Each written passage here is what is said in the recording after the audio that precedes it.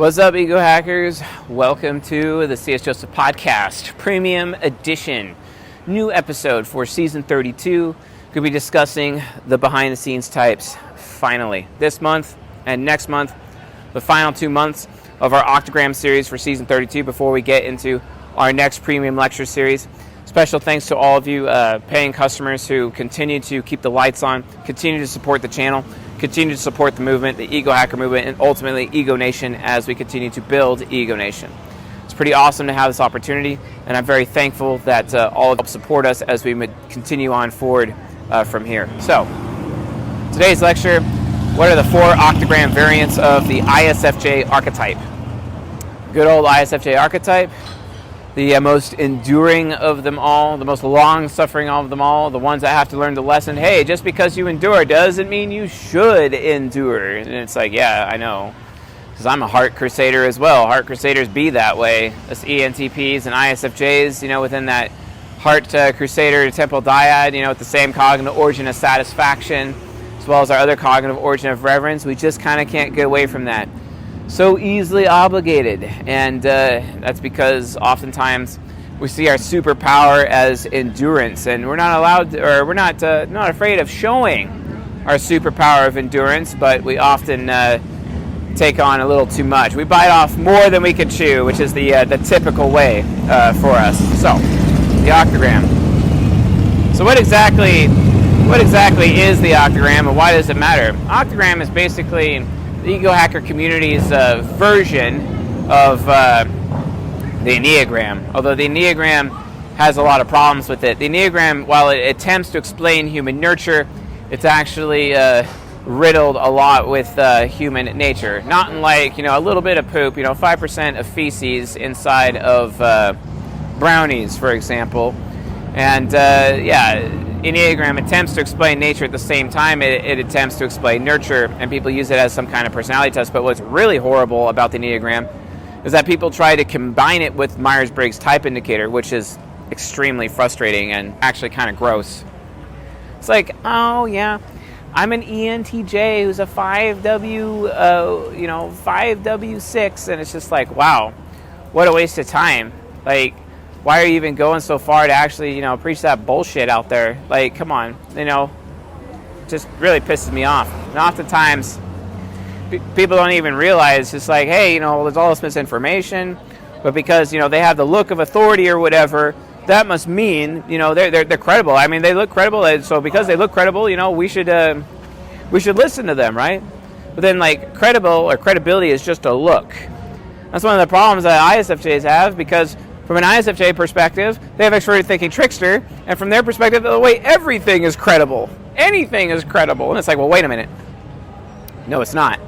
They gotta learn how to filter that shit out, but they don't. Seriously, they need to filter that out. So it's just like, what the hell? What the hell are you gonna do? So it gets frustrating. It's very frustrating. Anyway, the Octagram. The Octagram is our version of the Enneagram, and there are 4 interpretations of the Octagram, and that is ultimately subconscious developed, subconscious focused. Subconscious developed, unconscious focus. Unconscious developed, subconscious focus. And unconscious developed, unconscious focus. We did this because originally I would talk about cognitive focus a long time ago, but we realized that there was a lot more nuance to it. And thank you, Mr. Chris Taylor. Thank you, Mr. Lane. Thank you to John Bodine. Thank you also to Robert Potts for getting us to a point where we realized, cognitive focus is not exactly entirely the way to put it. We realize that there's an introverted sensing component to human nurture. There's also an introverted intuition component to human nurture, right? Because of these different components, we realize that there's different expressions of a person's temple wheel, and temple wheels are based on cognitive origins. And the cognitive origin of the ISFJ is satisfaction as well as reverence. So they have 2 temple wheels in their heads with temple wheel spokes, 2 deadly sins, 2 living virtues, 2 shadow poles, and ultimately 2 aspiration poles. And based on where they are at in terms of their temple wheel spokes, from that point of view, the spokes ultimately determine what their Octagram reading actually is, and determines what kind of energy they have, right?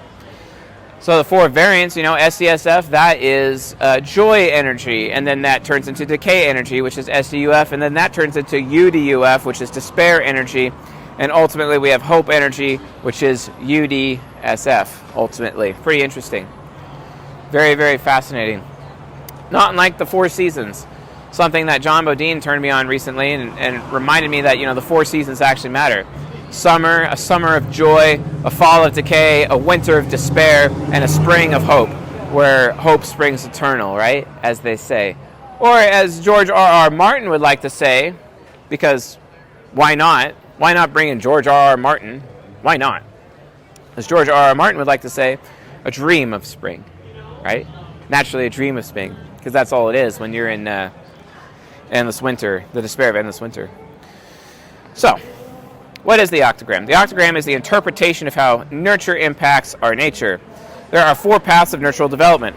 Whereas the Enneagram may try to combine nurture with a bit of nature, the octagram is a pure nature separated from nurture, but demonstrating how nurture shapes the expression of our nature.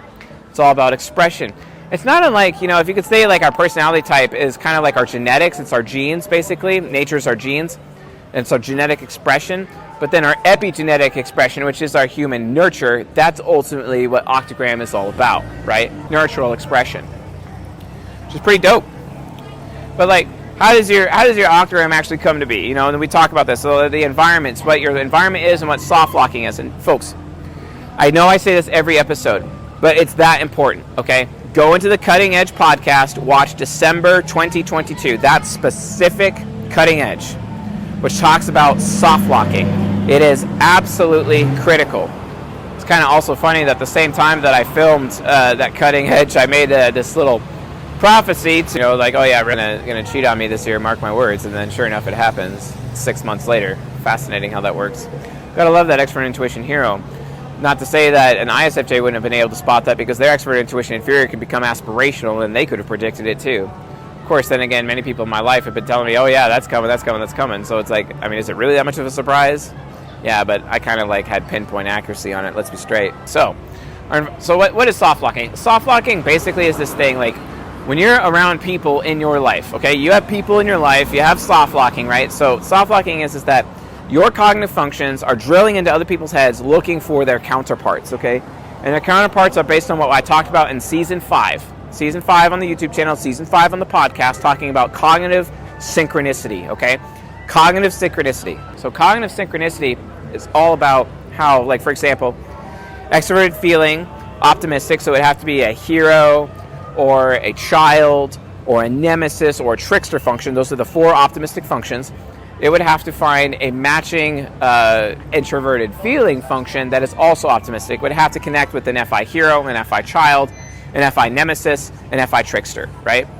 Pessimistic functions, let's say there was a TI pessimistic, right? Because there would be a TI pessimistic alongside an extroverted feeling optimistic.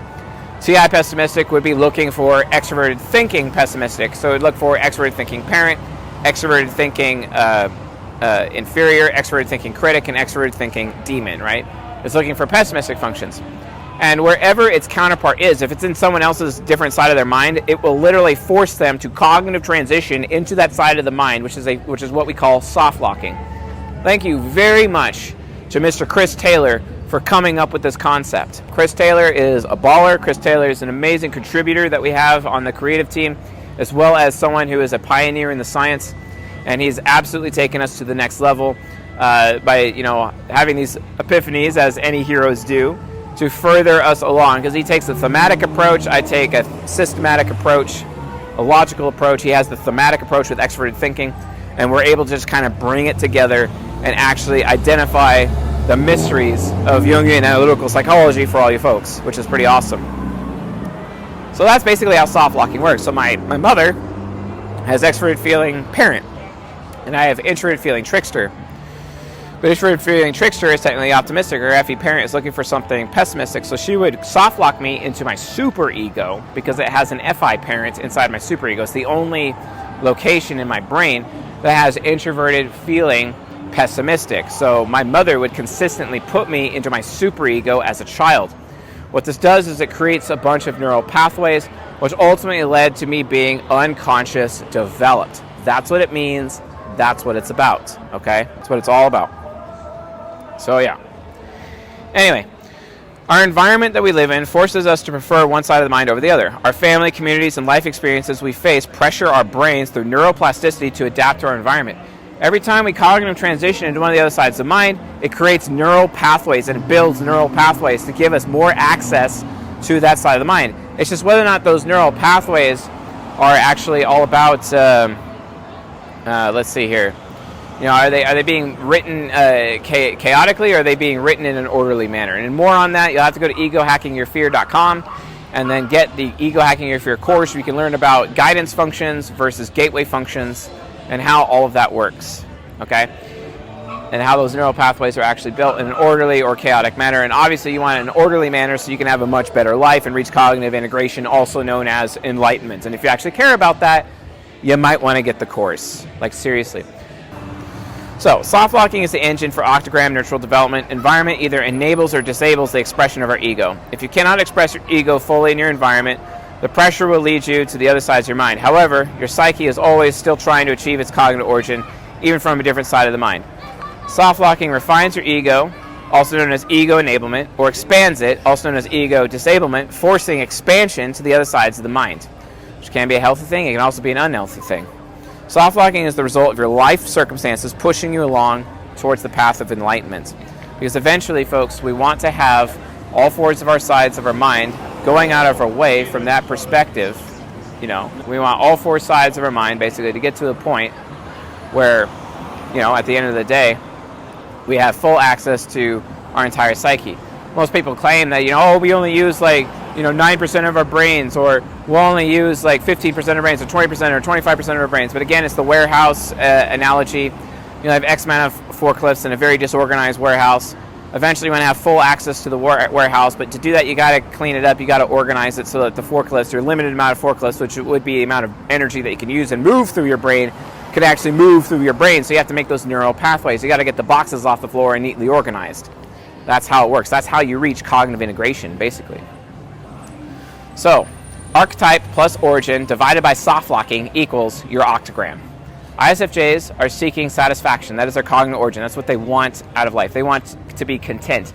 They want to be happy. It's all about the pursuit of happiness to ISFJs. Fullness, meaning, completeness, and to be a sponge to drink up other people's desires and passions.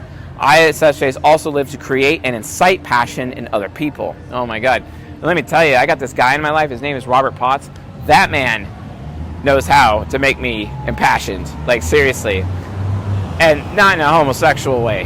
The reality of the situation is that guy could just get me going. He has he has this extroverted thinking mastery moments that just gets me on a roll sometimes, and it's so good to watch his extroverted thinking mastery come out when it does. It's so masterful. It's an amazing experience. Love that man. Don't want to do life without him. Absolutely love that man.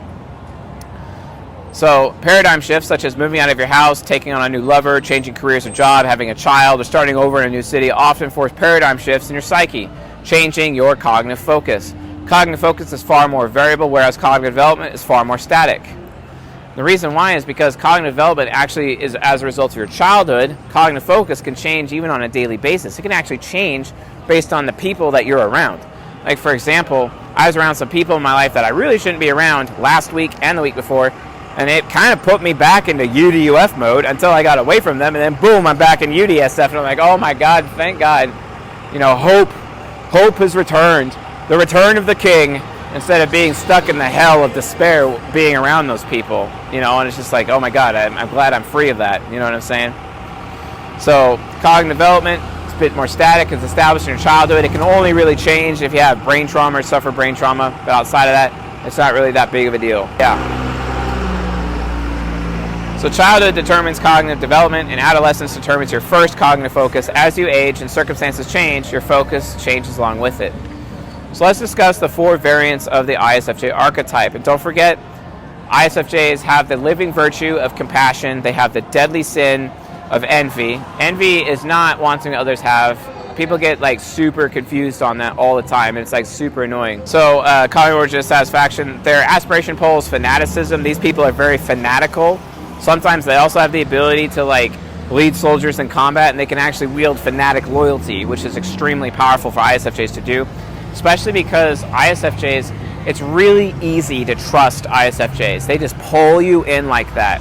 They're like trust sponges, and sometimes actually produce a lot of trust, whereas I consume a lot more trust.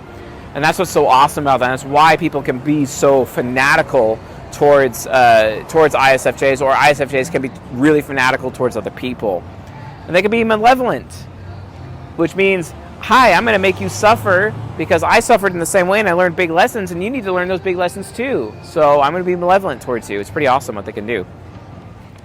So let's talk about the joy variant, the summer variant, the summer of joy, the summer of ISFJ, which is the subconscious developed, subconscious focused ISFJ, which is fanaticism combined with compassion. And the theme for them is innovating that which I am loyal to is my satisfaction. Love that. Love that. That is Robert Potts. Love that man.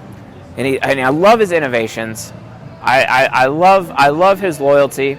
I love that he is very loyal to this community, very loyal to the men's group. I love his acts of service. I love his contribution. I am so grateful to that man. And honestly, he does not get enough credit. The guys in the men's group, you guys really need to be loving on Potsy. Let's be honest, because that man is the foundation.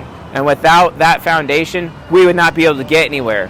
It's also why he's our operations manager. He's a total badass. Let's be straight, So SDSF ISFJs are fanatic whatever they are loyal to. They tend to have strong logic backing their loyalty, especially the religious ISFJs. Oh yeah, that's true. Gotta watch out for those religious ISFJs though. Sometimes they can, they can really save your life or take your life depending on who they are, because they're still a crusader. How do you think the Crusades were fought? You know what I'm saying? SDSF ISFJs value providing other people freedom more than any other ISFJ variant. These variants will die to secure other people's freedom, especially the freedom of those they are loyal to. I love them, and they should be honored, and their sacrifice should always be honored. It should be respected. They should be given gratitude, and those that they care about, if they did die, those people that they care about should be given that gratitude in their stead. Something that society has actually forgotten about when it comes to the ISFJs and the sacrifice they make, especially the police officers, especially the firefighters, especially the military folk, the military ISFJs out there. Seriously, their sacrifice needs to be honored, and those that they care about should be the ones to receive that honor if the ISFJ didn't make it. So the body temple aspect of their ENTP subconscious influences these ISFJs to achieve a legacy of freedom. Not unlike Morpheus from the Matrix, they are compelled to free others. Their reliance on their ENTP subconscious allows them to focus on innovation. Many SDSF ISFJs look for ways they can innovate to give others a better future. They are more comfortable with considering possibilities than other ISFJ variants. They're not as afraid of consequences. And oftentimes, being in the presence of Robert Potts, that man sometimes comes off as fearless. And he's been a real good example of me to not always be afraid, because his fearlessness, I've been able to mimic his fearlessness over the past 4 years that I have known him, maybe 5 years. It's been a while, 4.5 years. Like I said, I don't want to do life without him. But their innovation comes at the cost of their loyalty. While they're more open-minded than other ISFJ variants, any aspirational, willing to consider possibilities, they still require the safety and comfort of something reliable. Their compassion, living virtue, makes them hyper-conscious of their suffering in others' lives, particularly the injustice that causes this suffering. They use their ENTP subconscious to ease the suffering through innovating to a more fair system, because, like all crusaders, they care about fairness. And in my opinion, ISFJs care about fairness the most. They're like the arbiters or the source of fairness for humanity. SDSF ISFJs emulate intuitive feelers, also known as idealists, in terms of being innovative idealists themselves, but the ISFJ is focused on improving the system. Their innovation is always more structural than NFs. Their fanaticism is proof of their faith that fairness is actually possible to begin with, which is absolutely fantastic. It's highly fantastic. It is possible. Fairness is actually achievable, and it's really through their example that fairness ends up becoming achievable as a result. Then you have SDSF or SDUF ISFJs, the decay ISFJs. also known as fanaticism plus envy. Expending effort and being desirable is not sufficient for satisfaction. SDUF ISFJs have the rude awakening that their effort and loyalty, as well as their desirability, are not enough to achieve satisfaction. This usually comes as a result of the ISFJ realizing that what they put their faith into as a child, what they put their faith into growing up, well, it didn't actually serve them in their adulthood. They realized that they put their faith in the wrong things, that they were loyal to the wrong things, that they were enabled to be loyal to the wrong things. It's like all of a sudden having red pill flu. You read the red pill books, the Rational Male volumes 1 through 5, and all of a sudden you realize you've been lied to your entire life. And honestly, SDUF, ISFJs, I feel for them. I feel for them because, in my opinion, especially the men, they're the ones who end up suffering the most. Maybe even more than the UDUF ones. Even though the UDUF ones really have suffered technically on paper the most, but to be fair, it's just really bad when you have something great and then you have it ripped away from you. Not like getting kicked out of the Garden of Eden and then you don't have the tools to survive afterwards. It's really sad. So perhaps when they were younger, probably when they were subconscious developed subconscious focus, their effort was rewarded by quality desire, but that desire filled them up. But when they awakened to the fact that their effort and desirability just isn't enough, and that they put their effort in the wrong things, they put their faith in the wrong things, and they basically got screwed.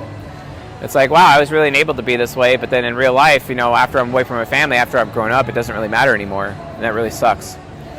What is driving the SDUF ISFJs to their shadow? Realizing that they will not achieve more satisfaction until they are respected, and that's why they're utilizing their secondary cognitive origin of reverence to that end. SDUF ISFJs become students of envy. They're trying to understand what others find desirable, and to some extent what they find desirable in others, so that they can perform similarly. These ISFJs put a large emphasis on achievement and performance, also known as their ESFP shadow. They may go to school or begin to value credentials. An SDUF ISFJ may have worked their asses off in the restaurant industry their entire lives, and then realize that all that effort basically got them nowhere, and they were no better off for it. This change forces them to pursue achievements with intrinsic value that will cultivate reverence for the ISFJ, as well as wisdom. They are looking for satisfaction through bringing in more reverence and wisdom, and being scholars of what is worthy of envy facilitates this process until such time their mind is actually able to get them back on track. And then we have the UDSF ISFJ, the hope variant of ISFJ, which is malevolence and compassion. Your resilience is worthy of compassion.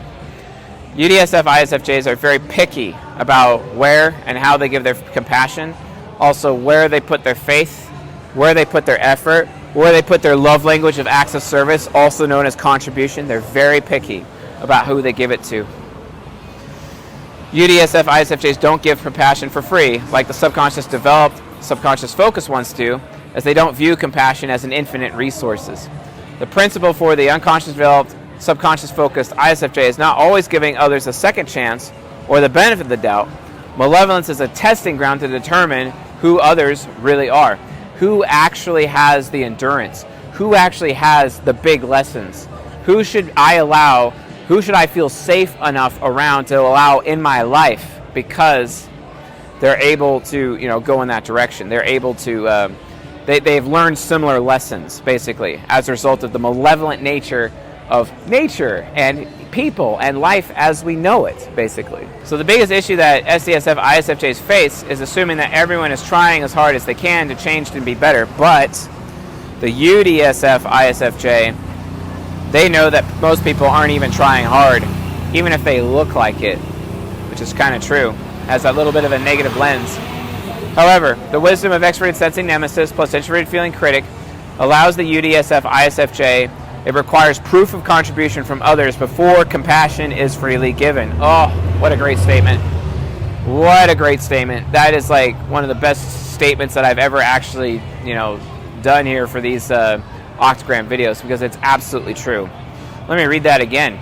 The wisdom of extroverted sensing nemesis plus introverted feeling critic allows the UDSF ISFJ. It requires other people in their life proof of contribution, proof of acts of service from other people before they freely give those people compassion. Amazing. UDSF, ISFJs are very concerned about whether their compassion is respected by others instead of being taken advantage of, something their ESFJ shadow is keenly aware of. It's more like, I've said this to women oftentimes in my life, where I've just been like, yeah, well, put out or get out. And that's basically the UDSF, ISFJ perspective. Put out your acts of service, put out your contribution, and only then will I consider you worthy of my compassion. It's awesome. And, statistically, UDSF variants are the most successful of all the types. This UDSF, ISFJ, naturally, what they end up doing, or nurturally, I guess you could say, what they end up doing is they end up filtering out people in their life because it's like, hey, who's actually worthy of that compassion? That way, they don't find themselves overly obligated. They don't find themselves in a situation where they are loyal to the wrong people, putting their faith in the wrong things. It's that pickiness that ultimately protects them. And then, of course, we have the despair energy ISFJs, the UDUF ones, which are malevolence and envy. My performance will free me. Really sad. These are the people who had really crummy childhoods and then had really crummy adulthoods. And it's just like they can't even find any respite. They can't find any safety no matter what they do. UDUF ISFJs push away from their ego almost entirely. They have to over-rely on gathering and giving respect to other people. Why? Well, think about it. Cognitive origins. If you're someone that gives reverence to other people, you expect to receive, it's almost like a covert contract, you expect to receive satisfaction. Or if you're working hard to satisfy others, you're expecting to receive reverence. And that's ultimately what a UDUF ISFJ actually does. That's how they work, right? So they may be the highest career achievers of the ISFJ variants, as having a career-focused orientation comes from the ESFP shadow and their INTJ superego. These ISFJs have an internal edginess to them and possess a more willful forcefulness, even though it's usually simmering in the background. This is literally my former mother-in-law. This is literally how she acts, to the point where she actually projects that onto her daughter all the time, gaslighting Railgun, and trying to control, telling Railgun, oh, you need to get a career, oh, you need to have medical benefits, you need to have this, you need to have that, and just shoving achievements down her daughter's throat all the time. And basically projecting her own despair onto her daughter, which actually led to her daughter becoming UDUF in the process. This is also known as generational sin. It's a big problem. These ISFJs likely suffered heavy abuse and or trauma or a huge amount of responsibility as a child. To survive their environment, their personal experience was likely so unpleasant or ignored that willpower and performance was the only way to get through. It was the only way to survive. These are the ISFJs who are in survival mode. However, UDSF ISFJs can still be supremely socially skilled, or UDUF ISFJs can still be supremely socially skilled. They intuitively are able to use their extroverted feeling parent while still understanding respect dynamics and siphoning some of the siren energy from their INTJ superego. Honestly, UDUF ISFJs, they're the ones who, especially the females, they're the ones who they're sexy. They're straight up sexy. They have that femme fatale type energy about them. UDUF ISFJs may have the perspective that my achievement comes before your freedom. Performance, freedom, respect, and self-respect are what UDUF ISFJs believe will ultimately bring them satisfaction, because guess what, folks? That's all they've ever known. It's all they've ever known. It's kind of sad if you think about it, because they've kind of abandoned their primary cognitive origin of satisfaction. It's like they believe that they'll never be satisfied unless they get respect from other people. It's almost as if they're siphoning in respect, they're siphoning in reference specifically to be able to achieve satisfaction. That's why we always claim, that they are two parts reverence and one part satisfaction, whereas UDSF is 2 parts satisfaction, 1 part reverence. Same with SDUF. And the SDSF is just literally 3 parts of satisfaction, ultimately. Anywho, in conclusion, because we have a conclusion, right? So, social engineering. Social engineering is a thing. People can be social engineered through their Octagram. In fact, it's actually the easiest to social engineer someone through the Octagram. We're actually also going to be talking about this a lot with Octagram compatibility, which will be the masterclass for the upcoming Ego Hacking Love Language course. And that masterclass, let me tell you folks, it's going to be absolutely incredible. I highly recommend you check that out. Anyway, if cognitive origin never changes, regardless of development and focus, then giving them their origin, which is satisfaction, through their preferred poles is the best way to reach them. The fanaticism pole for the ISFJ is best met by acknowledging the value of the things that the ISFJ is fanatical about, or even being fanatical about the ISFJ, depending on their Octagram. And that's where we talk about push and pull energy. If you want to learn more about push and pull energy, you can check that out in the Ego Hacking Your Fear masterclass, where we actually do a really, really deep dive into the Octagram to be able to discuss how that works from a push and pull energy perspective, right? And then there's the malevolence pole. This is best met by being willing to suffer the pain of the ISFJ's honesty and to be brutally honest with them, again, but depending on the push and pull energy of their specific Octagram. Sometimes they just want to be criticized and told the truth so that they themselves ultimately are not, delusional, right? And especially UD ISFJs, they're always afraid of being delusional because sometimes their FI critic can act, SD types, their FI critic is a bit more delusional, especially with a higher level of self-deprecation because they're so critical towards their own self-worth. The UD ones are less critical towards their own self-worth and oftentimes really, really critical towards the character of other people. It's actually kind of externalized as a result, right? So both the four sides dynamics and the Octagram are ultimately dynamic, but the Octagram is even more so because it deals exclusively with nurture. The deeper implication of an Octagram variant is to understand how the other temple origins are siphoned through the poles. For example, check out the Ego Hacking by Text masterclass to find out more. Folks, you guys really, really need to be okay with getting those masterclasses. I mean, I get that they're just 2-hour streams and whatnot. Kind of seem a little expensive for just 2 hours, but the reality of the situation is the master classes are just that. They are masterful, okay? The master classes have some of the most cutting edge information that we offer. Do not let go of them. Seriously, and let's say you did get a course but you did not get the master class, you still want a master class? Because seriously, in those master classes, we absolutely save the best for last. Absolutely. It's worth it. It's really worth it. And oftentimes, it gives you the complete picture. We don't exactly take, we don't often take information out of those master classes and share them elsewhere. They're usually kept hidden there. That way they maintain their value, right? So yeah, seriously, get those master classes. It's absolutely worth it. So yeah, these are the 4 Octagram variants of the ISFJ archetype. Anyway, folks, thanks for watching. Thanks for listening. Thank you for being paid subscribers of our channel and of our community. And special thanks to all the ISFJs who have given us their loyalty and their effort as we continue to make the world a better place and end fatherlessness.